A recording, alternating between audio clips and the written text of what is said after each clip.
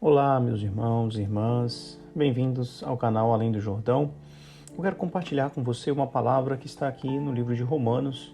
Paulo escreve em Romanos, no capítulo 12, versículo 1 e 2, e diz assim a palavra do Senhor: Não vos conformeis com este mundo, mas sede transformados pela renovação do vosso entendimento, para que vos experimenteis qual seja a boa, agradável e perfeita vontade de Deus.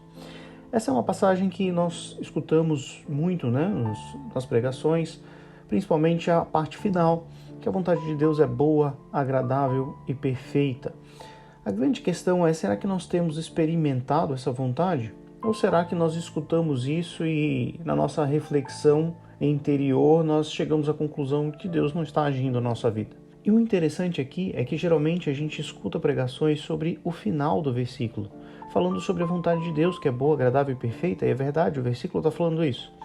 Mas a gente pouco escuta falar sobre a primeira parte do versículo, e a importância de nós sermos transformados pela renovação do nosso entendimento, para que daí nós experimentamos a vontade de Deus, que é boa, agradável e perfeita. E veja que Paulo fala que uma coisa é condicionada à outra. Para experimentar a vontade de Deus, nós temos que ser transformados na forma de pensar. A renovação do entendimento é a forma de pensar. Paulo aqui está escrevendo a pessoas que já tinham se convertido a Jesus. Os romanos eram igrejas ao redor de Roma. Então eles já criam em Jesus. Nós não estamos falando de pessoas que são não crentes.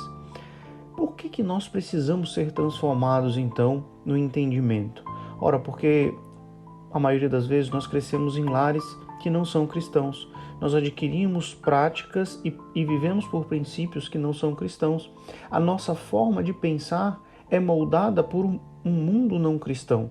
Então nós aceitamos Jesus e as coisas não acontecem automaticamente. A transformação da mente, da forma de pensar, ela precisa ser trabalhada para que a gente consiga pensar conforme as coisas de Deus.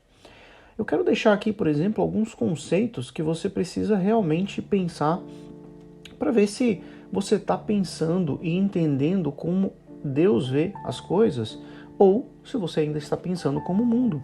Por exemplo, é muito comum nós vermos pregações sobre o amor e como o amor transforma e o amor que tudo pode e como Jesus amou o mundo. Mas será que o amor que está na Bíblia é o mesmo amor que nós entendemos, o mesmo conceito que nós utilizamos? Geralmente o amor do mundo é muito sentimento, ou é só sentimento. Ele vai e ele volta, ele existe, um dia ele passa, ele não existe mais, ele deixa de existir. Mas se a gente olhar o amor de Deus, será que ele é dessa forma? Se você analisar o amor que está na Bíblia, você vai concluir que ele não é assim. Ele é um sacrifício, uma obediência, servir o outro, isso é uma forma de amor. Então, o conceito de amor tem que ser alterado se nós vimos do mundo. Outra coisa é como você vê a sua fé. O que é fé exatamente? A gente hoje está numa briga, a gente vê uma briga da ciência com a igreja, como se a fé fosse algo cego. Será que a fé é cega? Será que Deus nos pede que para crermos em algo que nós não temos evidência alguma? Obviamente que evidência científica nós não vamos ter, porque evidência científica é feita através de uma metodologia que não vai comportar a fé. Mas será que Deus nos pede uma fé cega? Veja que conceitos assim tão simples alteram totalmente a nossa forma de ver as coisas de Deus e os caminhos de Deus. Portanto, é necessário que a gente transforme o nosso entendimento.